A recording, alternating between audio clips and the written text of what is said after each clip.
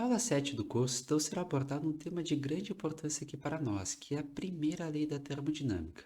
Caso você goste desse vídeo, não deixe de curtir e compartilhar para que esse conteúdo possa chegar ao maior número de pessoas possível e auxiliar também no crescimento do canal.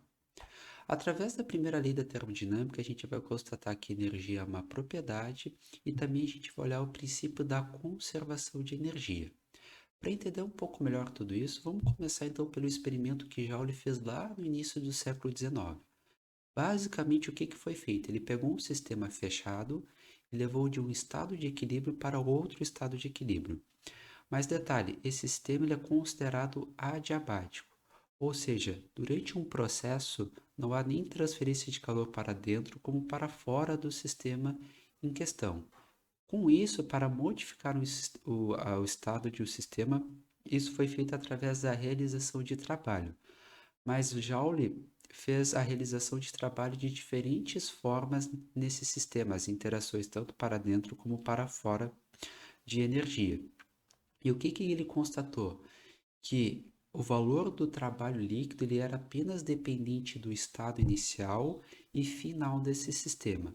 Ou seja, se o valor do trabalho líquido ele era dependente apenas do estado inicial e final, isso nos traz o conceito de propriedade.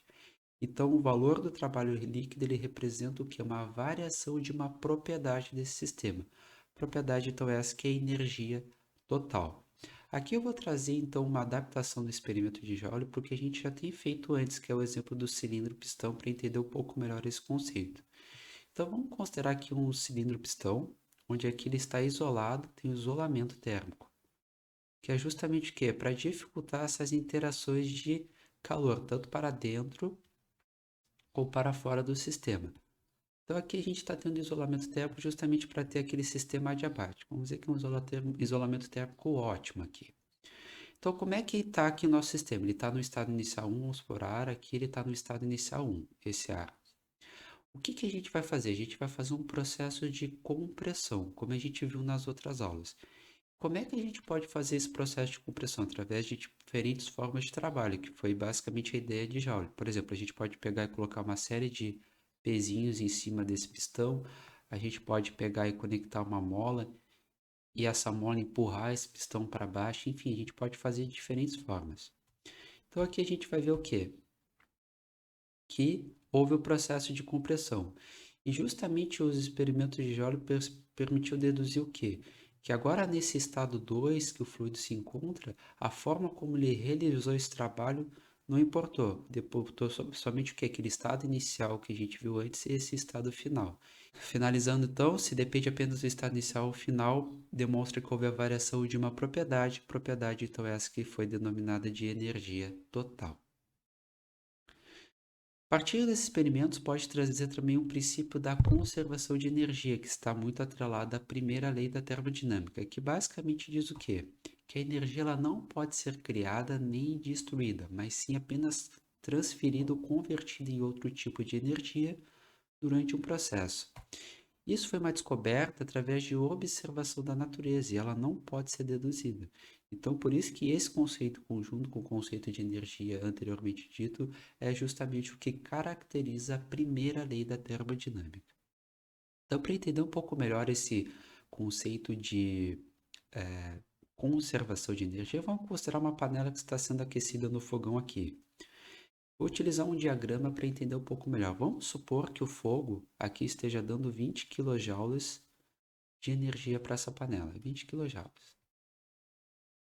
Mas após esse processo de dar 20 kJ, eu vou fazer a medição e vejo que acaba que a água não está com esses 20 kJ de energia. Ela pode estar somente com 15 kJ de energia. Por quê? Porque parte da energia ela pode ter sido perdida ou transferida, no caso, para o ambiente externo em função porque a panela se aqueceu. Então, eu posso perder energia para o ambiente externo que está a uma temperatura mais baixa, tanto pelas laterais como pela parte interna. Então, pode ser que desses 20 kJ, apenas 5 kJ foi realmente efetivamente o aquecimento da água. E o restante, os outros 5 kJ foram perda de energia para o ambiente externo, que foi justamente o que a gente falou. Mas reparem, a soma dá exatamente a quantidade de energia que o fogo forneceu para a panela. então se manteve, ou seja, a energia foi conservada. Outro exemplo também, o que que a gente pode ver? Vamos supor pegar um bloquinho e a gente vai empurrar esse bloquinho por com uma determinada força por uma distância. Pela quantidade de energia que foi dada, que a gente pode ver? O bloquinho ele parou aqui, mas pela quantidade de energia que eu dei, ele deveria ter parado aqui pelas minhas contas. Por que que ele não parou nessa região aqui? Porque durante esse processo houve atrito aqui com o chão. Então, parte dessa energia que eu estou dando aqui foi convertida na forma de calor. Mas a energia ela se manteve, ela foi conservada. Ela só parte foi convertida em calor em função do processo de atrito. Por isso que o bloquinho não foi até essa determinada posição que eu tinha calculado, porque antes eu não tinha colocado então o atrito ali na nossa análise. Então, a gente pode fazer a questão do balanço de energia, que isso vai ser o bacana da primeira lei da termodinâmica. Por quê? Antes a gente falava de calor, falava de trabalho de uma forma separada. Mas através do conceito da primeira lei da termodinâmica, a gente pode unir tudo isso e fazer análises simultâneas, porque é justamente isso que acontece na realidade. Depois a gente vai ver que é justamente isso o intuito das máquinas térmicas. Então, a variação de energia no interior do sistema, quanto que variou a energia ali no sistema de análise, ele vai ser resultante das interações de energia que vão ocorrer através da fronteira desse sistema, que pode ser tanto através da quantidade de energia que entra por transferência de calor no sistema em um determinado tempo e a quantidade de energia que deixa o sistema através da fronteira por trabalho. Então, isso pode ser representado através dessa equação, que é basicamente o quê? A equação da primeira lei da termodinâmica para sistemas fechados, que é o primeiro sistema que a gente está analisando, que é um sistema um pouco mais simples. Ou seja, a variação de energia desse sistema é igual ao quê? A quantidade de calor que atravessa a fronteira menos a quantidade de energia por trabalho que também atravessa a fronteira. Tudo isso aqui é o que vai modificar a quantidade de energia do sistema em questão. Então aqui está a nossa equação da primeira lei da termodinâmica. E aí, o que que a gente viu das outras aulas? Que a variação de energia ela pode ser tanto a variação interna de energia, a variação de energia cinética e variação de energia potencial. E só para reforçar que isso é um conceito importante, na primeira lei da termodinâmica, e para a termodinâmica, aqui a gente vai estar lidando com a variação de energia. Nada a gente está afirmando sobre a energia naquele momento daquela substância, mas sim da variação. Isso então vai independer do referencial. A partir daqui a gente definiu um referencial de análise, a gente vai contemplar apenas então a variação de energia daquele sistema.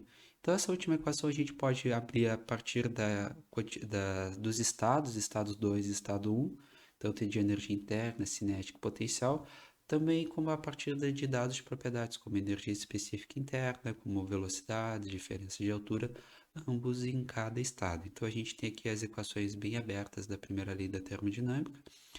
Para sistemas estacionários, que é o sistema fechado que a gente está analisando, geralmente a gente desconsidera energia cinética energia potencial. Então, o que que a gente vai ter que a variação de energia, ela vai ser apenas o que a variação de energia interna, que vai ser resultante das interações de calor e trabalho que vão ocorrer justamente através da fronteira do sistema em questão. Abrindo um pouco mais também as equações, a gente vai ter então a variação de energia no interno ponto 2 menos o ponto 1, e só para salientar, então isso está relacionado ao estado 2, estado 1 de uma substância, onde essa energia ela pode ser pega, por exemplo, de tabelas termodinâmicas, como a gente vai ver mais adiante aqui nesse curso. A gente pode olhar também para esse balanço de energia de uma forma contemplando a taxa de variação instantânea de energia desse sistema em questão, que vai ser basicamente então a taxa de variação de energia instantânea desse sistema vai ser resultante da taxa de líquida de energia inserida através da fronteira por calor no instante t, menos a taxa de energia que deixa esse sistema no instante t por trabalho. Então aqui a derivada da energia em relação ao tempo vai ser igual então, a taxa de calor que entra menos a taxa de energia através de trabalho que deixa o sistema, que basicamente é a potência. Para entender um pouco melhor tudo isso, vamos usar um exemplo aqui que visa contemplar essas interações de energia através da fronteira, variação de energia interna e tudo mais. Vamos considerar aqui que a gente tem uma caixa onde nela tem ar, ela não é isolada termicamente. E o que que a gente vai fazer? A gente vai pegar e vai colocar uma resistência elétrica no interior dessa caixa. Então a gente veio aqui e colocou uma resistência elétrica. Agora, o primeiro passo, quando a gente vai fazer uma análise, é justamente o que? Delimitar o sistema em questão. Aqui a gente vai delimitar de um jeito e em seguida a gente vai delimitar de um jeito um pouquinho diferente, para entender um pouco melhor esses conceitos da primeira lei da termodinâmica. Então, o que vai acontecer? Essa resistência elétrica ela vai dar energia para o nosso sistema. Só que repare uma coisa. Vamos considerar que a resistência elétrica está dando 50 kJ de energia. Mas se você se recorda, o que a gente apresentou nas outras aulas, se essa energia que está sendo dada ou retirada do sistema não é por diferença de temperatura, ela é considerada então o quê? Trabalho. Então essa é o quê? É uma quantidade de energia que está atravessando a fronteira através de trabalho. E como esse fluido vai se aquecer, ele não tem isolamento térmico, vamos supor que a gente vai perder uma quantidade de energia também durante esse processo, que vai ser de 10 kJ. Então, partindo lá da nossa equação da primeira lei da termodinâmica para um sistema fechado estacionário, basicamente diz o quê? Que a variação de energia, que é a energia interna desse sistema, vai ser resultante das interações de trabalho e de calor. Bom, então a variação de energia, que é o que a gente quer saber nesse caso, quanto que variou realmente a energia dentro desse sistema, ela vai ser igual ao quê? Bom, calor primeiramente, então está saindo 10 kJ. Pela convenção de sinal também que a gente olhou nas outras aulas, se o calor está deixando o sistema, ele é negativo. Menos quantidade de trabalho que está entrando no sistema. Como também pela convenção de trabalho, se o trabalho está entrando no sistema, ele é dito negativo. Então aqui vai ser menos 50 kJ. Consequentemente, a variação de energia interna vai ser então 40 kJ. Nesse segundo caso, a gente vai pegar exatamente a mesma situação do exemplo anterior, só que o que a gente vai fazer? A gente vai delimitar, ou seja, a gente vai fazer o volume de controle de uma forma um pouquinho diferente. Só para a gente ver uma questão interessante aqui nessas análises todas que estamos fazendo nessa aula. Então, a gente colocou a resistência elétrica, mas o nosso volume de controle, ele não vai atravessar os fios dessa resistência elétrica. Então, ele não vai delimitar, ele vai delimitar por fora aqui, ó, nossa resistência elétrica, não vai atravessar ela. Consequentemente, a gente só está o quê? Englobando o ar. Mas nesse caso agora a energia ela vai entrar por transferência de calor para o interior desse sistema. Também vai entrar os 50 kJ. E também a gente vai estar perdendo aqueles 10 kJ que a gente estava considerando anteriormente. Então, repare, é o mesmo caso, só que a gente utilizou um volume de controle um pouco diferente. Então, a variação de energia interna, ela vai continuar com a mesma equação aqui.